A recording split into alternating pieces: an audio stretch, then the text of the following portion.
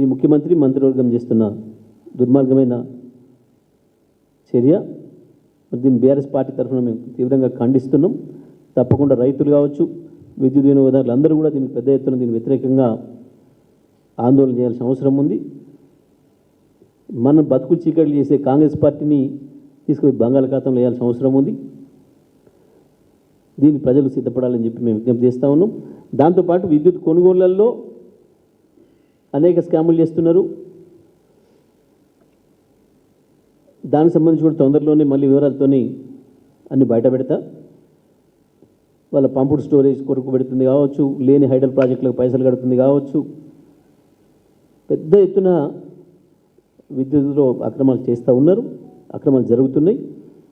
తప్పకుండా దానిపైన కూడా అన్ని వాస్తవాలు ప్రజల ముందుకు తీసుకొస్తాం.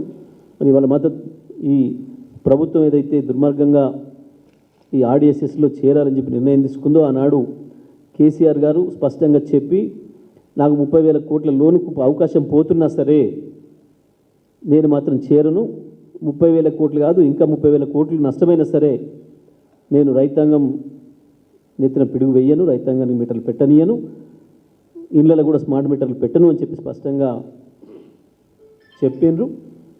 కానీ వాళ్ళ కాంగ్రెస్ ప్రజల్ని దగా చేస్తుంది, మోసం చేస్తూ ఉంది.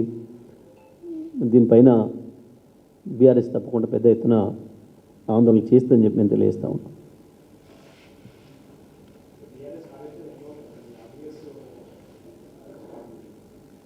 తప్పకుండా మేము ప్రజల్లో విస్తృతంగా తీసుకుపోతాం.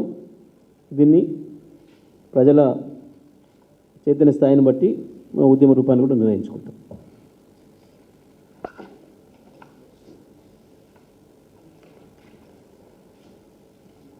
ఓకే,